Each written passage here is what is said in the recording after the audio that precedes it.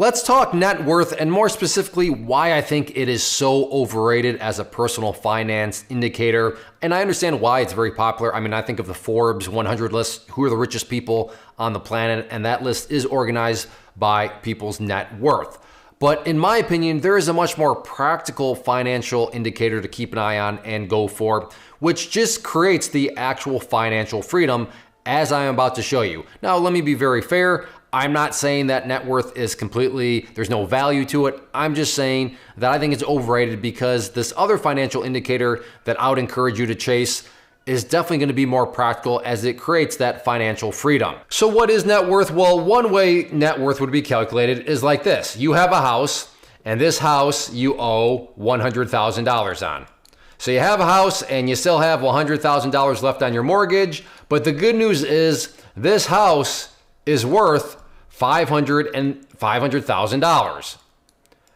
Now, when you look at this situation, there's a key dynamic out there called equity. And equity, very, very simple to calculate. You would take what is something worth, and then you would subtract what is owed on it. So in this situation, it's worth $500,000. You owe $100,000 on it. So 500,000 minus what you owe gives you the end number of $400,000. In other words, $400,000, that is your equity. And one of the parts that goes into the net worth calculation is equity. So let's just say that this person owns nothing else.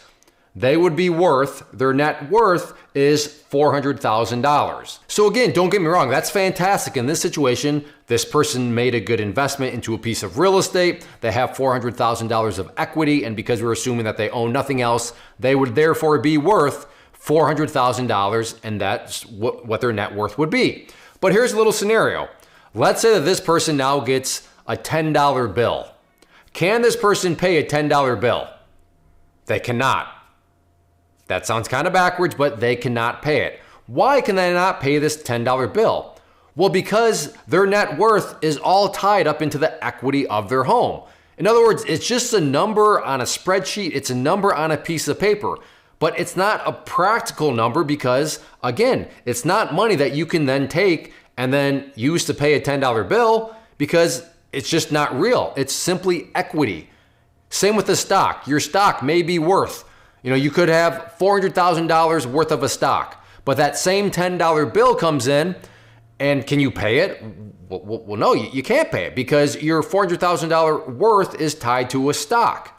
What would you need to do in order to unlock that net worth? Well, you would need to sell the house. In the stock situation, you would need to sell the stock in order to pay that $10 bill.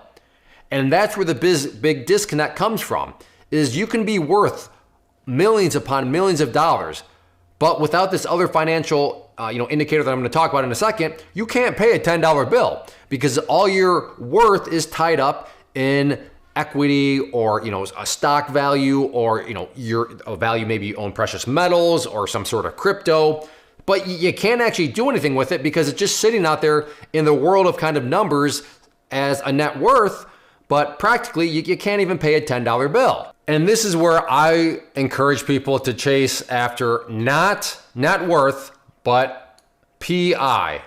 For you football fans, not passive interference, passive income. Passive income, meaning let's take that $400,000, but let's say that in this situation, that is actually put into, and I'm just making this up, we'll talk about a stock again. However, in this situation, a stock that pays a dividend. And a dividend is just a means by which a company will pay you money for basically a thank you, saying, hey, thank you for investing into our company. And every quarter or every month, depending on the stock itself, they will send you money, which is very, very key. I want to say that again. They will send you money. So this dividend stock will give you actual cash, which is very, very important because now what happens? When the bill shows up and the bill is $10, as we've talked about, in this situation, can you pay that bill? So to recap, what is your net worth? Your net worth is $400,000 because, you still do have $400,000, But in this situation, the $400,000 is in the form of a dividend paying stock. And the nature of dividends is they're going to pay you money. So what do we have here? Well, we have passive income. You have money coming into your life by doing nothing else. It's passive. So therefore, if this $10 bill shows up, it's not a problem. You can take that passive income and use it to pay off that $10 bill. Now, to make this a little bit more realistic, sure, in the real world, let's add another component. So you have that person with the house, they have the $400,000 of equity. So they have their net worth is $400,000. Now this person is going to have a job, right? So when that $10 bill shows up, they're going to still be able to pay it, but they're not able to pay it from their net worth because they don't have any passive income. They have active income, meaning, well, they have a job, which means they have to go and actually put their time into a career, into a job in order to get that money and then take that money and pay the $10 bill, which is fine. That's where we all start. And I'm not saying there's anything wrong with that per se. I'm just saying, but when you get that passive income in play, then in this situation, you could take the job away and say, okay, there is no job. But because there's that passive income and that $10 bill shows up, it can still be paid from that passive income, even though this person no longer has a job. And that's what the big picture I am after. And what I would encourage you to consider is, how do you build up that passive income? What choices, what decisions can you make so that, sure, maybe your net worth isn't as high as it could be if you went and did something else, but are you able to pay the bills that come in and not have to work a job? That's a big distinction. Me personally, I would rather have a lower net worth, but have the ability to lay in bed and then still be able to pay bills as they come in, because I have passive income streams into place. Maybe you completely disagree. Maybe you think it is all about net worth. And I understand, well, if you have net worth, then you can do home equity loans and you can start to leverage that. And I hear what you're saying, but that's also when leverage comes into play, the risks just come in. But that's not where I'm trying to go down to that rabbit holes. I'm just saying that there are other financial indicators out there that I think are very freeing. If you can put yourself in a situation where you don't have a job or you don't need a job, but yet bills are still getting paid because you have that passive income, I think that is a great spot to be in.